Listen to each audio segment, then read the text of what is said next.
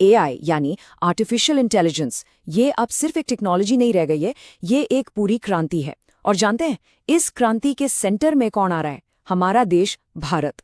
हाल ही में हुए India AI impact summit ने दुनिया को एक बहुत बड़ा संदेश दिया है। तो चलिए आज इसी पर बात करते हैं और समझते हैं कि भारत इस एआई की दुनिया में अपनी पहचान आखिर बना कैसे रहा है। तो इसकी कहानी शुरू होती है नई दिल्ली के शानदार भारत मंडपम से। यहीं पर इंडिया एआई इम्पैक्ट समिट हुआ था।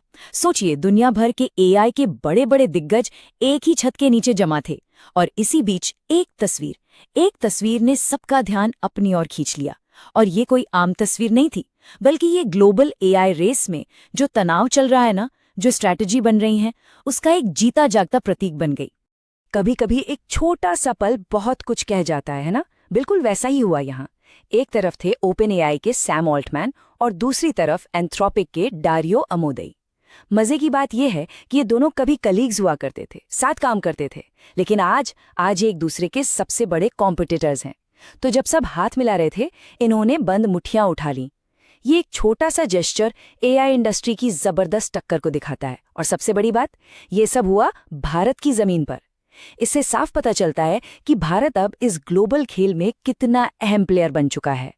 तो साफ है कि ये समिट सिर्फ कोई कॉन्फ्रेंस या इवेंट नहीं था। नहीं, ये एक ऐसा मंच था जहां भारत ने पूरी दुनिया के सामने एआई के भविष्य को लेकर अपना विजन रखा। और वो विजन क्या था?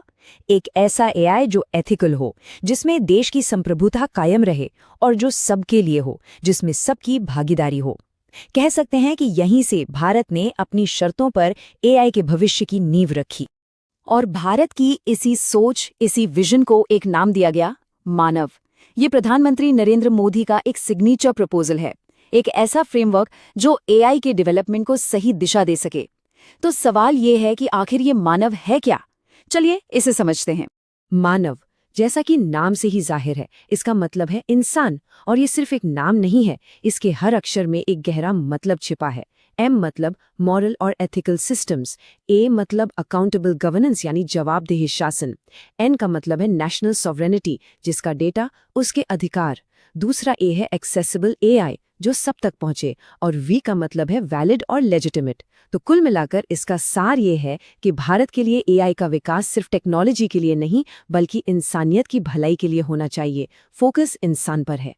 और यही बात प्रधानमंत्री के इस बयान में बिल्कुल साफ हो जाती है। देखिए, भारत का लक्ष्य सिर्फ अपने लिए एक सिस्टम बनाना नहीं है, बल्कि विजन ये है कि पूरी दुनिया के लिए एक ऐसा एआई फ्रेमवर्क तैयार किया जाए जो असल में मानवता के कल्याण के लिए काम करे। एक ग्लोबल विजन। आप देखिए, इस समिट में सिर्फ बड़े बड़े विजन और सिद्धांतों की ही बात नहीं हुई। नहीं, यहाँ कुछ ऐसे जबरदस्त ऐलान भी हुए जिन्होंने पूरी दुनिया को सच में चौंका दिया। इन घोषणाओं से ये एहसास हुआ कि एआई की ये जो क्रांति है, ये कितनी तेजी से और कितने बड़े स्केल पर हमारी ओर बढ़ रही है। सोचिए जरा, ओपन एआई के सीईओ सैम ऑल्टमैन ने क्या कहा। उनकी चेतावनी बहुत सीरियस है। उन्होंने कहा कि सुपर इंटेलिजेंस यानी इंसानों से भी कई गुना ज्यादा स्मार्ट एआई शायद बस कुछ ही साल दूर है। ये कोई साइंस फिक्शन नहीं, बल्कि एक आने वाली हकीकत हो सकती है। और उन्होंने तो यहाँ तक सुझाव दिया कि इसे संभालने के लिए, ठीक जैसे न्यूक्लियर एनर्जी के लिए आईएए है, वैसी ही एक इंटरनेशनल बॉडी की जरूरत पड़ेगी। ये बात अपने आप में दिखाती है कि हम कितने बड़े बदलाव की दहलीज पर खड़े हैं। और फिर भारत की तरफ से भी एक बहुत बड़ा ऐलान हुआ। रिलायंस इंडस्ट्रीज के चेयरमैन मुकेश अंबानी ने एक जबरदस्त घोषणा की। अगले 7 सालों में एआई में 10 लाख करोड़ रुपए का निवेश। ये रकम कितनी बड़ी है, इसका अंदाजा लगाना भी मुश्किल है। और उनका मकसद क्या है? वही जो जियो के साथ था, एआई को हर एक भारतीय के लिए सस्ता और आसानी से उपलब्ध कराना। दूसरी तरफ सैम ऑल्टमैन के प्रतिद्वंद्वी एंथ्रोपिक के सीईओ डारियो अमोदई ने भी भारत के साथ मिलकर एआई सेफ्टी पर काम करने में गहरी दिलचस्पी दिखाई। उन्होंने भी भविष्य की एक तस्वीर पेश की जहां एआई एजेंट्स लगभग हर काम में इंसानों से कहीं ज्यादा काबिल हो जाएंगे, मानो एक डेटा सेंटर में जीनियस का देश बन रहा हो। तो ठीक है, ये तो हो गई बड़ी बड़ी बातें, बड़े विजन और खरबों का इन्वेस्टमेंट।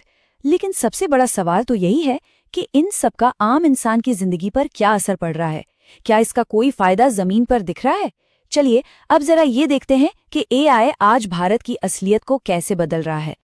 देखिए, एआई की असली ताकत अकेले काम करने में नहीं, बल्कि मिलकर काम करने में है। और भारत में यही हो रहा है। गूगल जैसी ग्लोबल कंपनियां यहाँ के एकेडमिक, पब्लिक और प्राइवेट ऑर्गेनाइजेशंस के साथ पार्टनरशिप कर रही हैं।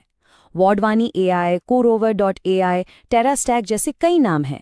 मकसद एक ही है, देश की बड़ी चुनौतियों का मिलकर समाधान निकालना। और सच कहूं तो यही पार्टनरशिप्स वो चाबी हैं जो एआई को हर घर तक पहुंचाएगी।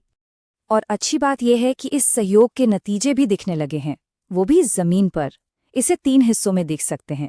पहला, लोगों को मौके मिल रहे हैं।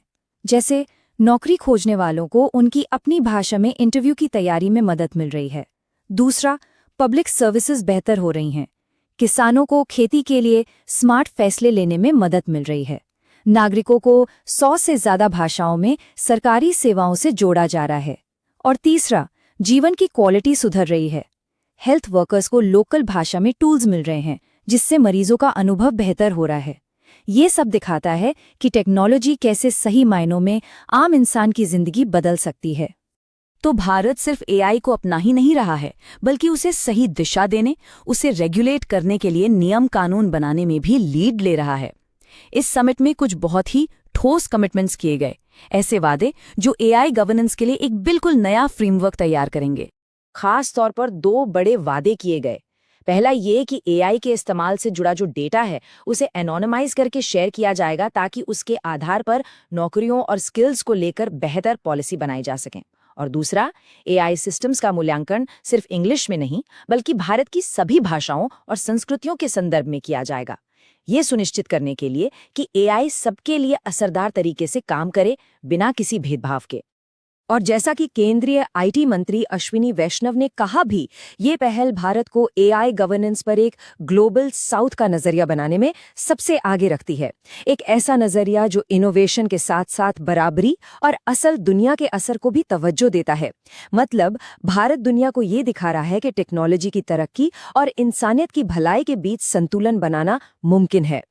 तो अंत में सवाल यहीं आकर रुकता है। एक तरफ सुपर इंटेलिजेंस की आहट है, खरबों डॉलर्स का निवेश है, और दूसरी तरफ है भारत की मानव दृष्टि। तो क्या भारत का ये इंसान को केंद्र में रखने वाला मॉडल पूरी दुनिया के लिए एक ब्लूप्रिंट बन पाएगा? क्या हम प्रोग्रेस और इंसानियत के बीच सही संतुलन बना पाएंगे? खैर, इसका जवाब तो भविष्य ही देगा। लेकिन एक बात तो बिल्कुल साफ है, एआई की दुनिया में भारत का वक्त अब आ चुका है।